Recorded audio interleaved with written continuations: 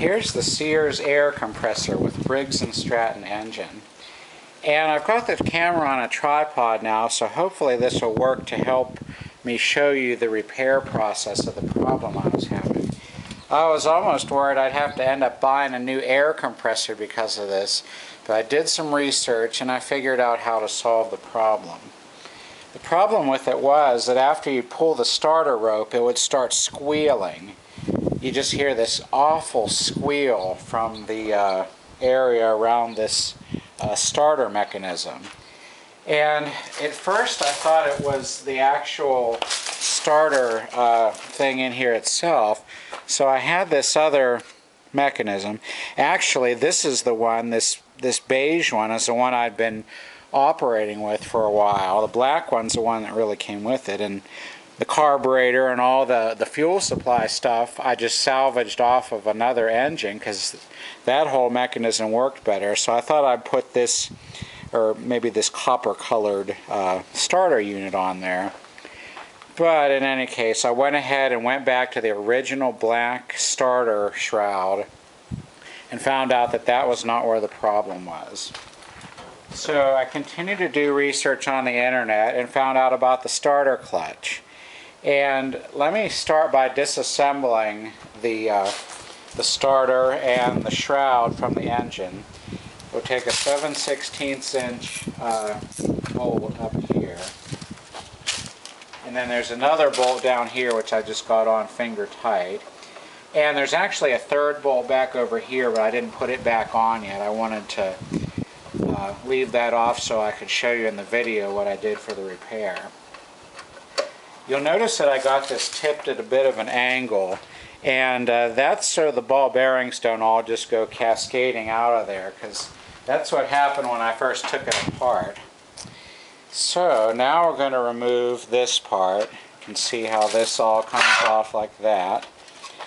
Here's the magneto. Here's the governor, the thing that operates the governor. And I think it just works off of, not sure exactly how it works, but I know you really can't run the engine with the shroud off and have the governor work properly, because I had been needing to get the tractor going. Need to inflate the tires on the tractor because one has got a persistent flat. And I was just at my wit's end with the air compressor, so I just took I ended up putting this on, holding it on, pulling the rope, then pulling it off and trying to run the engine, which it kind of did work, but the governor would not work properly with it off. So you really got to have the shroud on to get it to work properly. And like I had shown this in a previous video years ago, this is actually a retrofit. This is a magnetron electronic ignition magneto. Originally it would have used a points system, and the points are still in there. I still haven't got in to figure out where the points are, but I thought, well, since I could salvage an electronic unit off of another engine, I'll just upgrade and not have to worry about points anymore. So that's what I did with that. So let me zoom in on the starter mechanism a little bit here.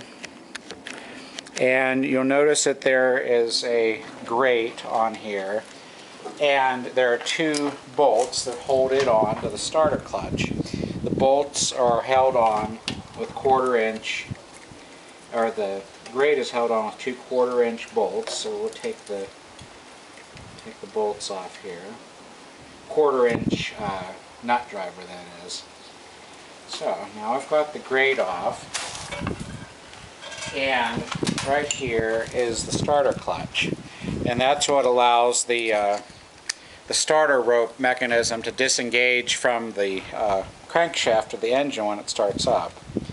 So what I'm going to need to do now is to take the front cover. Let's see, make sure we can see it okay. I'm going to take the front cover off of the starter clutch. So I'm just going to get in there with a screwdriver. Maybe I'll zoom back a little bit here just to make sure you can see it okay. I'm going to get the screwdriver in here and just kind of pry this off. And I think somebody's been into it before, because it did not come off with any difficulty. Now let me zoom in on what's actually inside of there. There are actually ball bearings in there, And you can see there's an outer and an inner part. And I think how it works is that the ball bearings fly outward with centrifugal force and allow this, whoops, make sure I get all the ball bearings back in there, and allow that part to separate. Make sure all of our bearings are down in the grooves. I want to make sure they're all in there the way they should be. It looks like they are, but we'll just make sure here. Let's see here. I'm trying to get this one up a little bit, because I had them all in there the way they should be. So we got that one and that one, and get that one. So there are all the ball bearings, and the things that these need are lubrication. I hope I got them all back in there the way they should be, but we'll find out when we put it back together if it's okay. But all those bearings in there were bone dry. There was just a little bit of gummy grease in there. So I put a liberal amount of zoom spout oil in there. So now looks like they're all okay. I'll put the cover back on. If we have any trouble, I'll just go back into it. So now I'm going to put the grate back on. Let me zoom out here. I'm going to put the grate on with the two bolts. Get the 1/4 inch nut driver here, and I'll put the grate back on.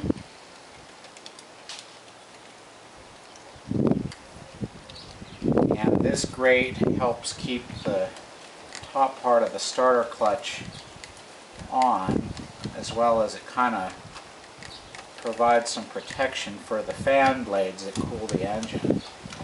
So we've got now got the grate back on. Let's put the top back on here. Make sure it's lined up right there. Now I've got the top on, and I'm going to put the bolts back on for it. And I don't know if this is going to start without ether or not. I forgot to bring the ether out. It's been a little difficult to actually get it started, probably just because of dirt in the carburetor, so I've had to get it started on ether. But maybe since it's a little warmer, we'll get some more gasoline vaporization and actually be able to get it started. If not, I'll have to do a separate video once I go get the ether and get it started. So we're going to set it back there flat on the ground, and now we're going to try to get it started. I'm going to release the shorting clip from the spark plug. So let's activate the choke. We'll see if this thing will start. I don't know if it will, but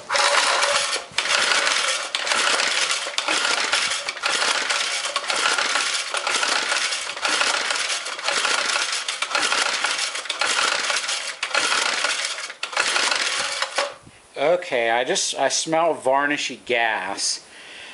So until we get some Berryman's B12 in there, we're going to have to get the ether to try to get it started. So we'll make another video cut here, and in the next video I'm going to use the ether, and we should be able to get it started and demonstrate the performance.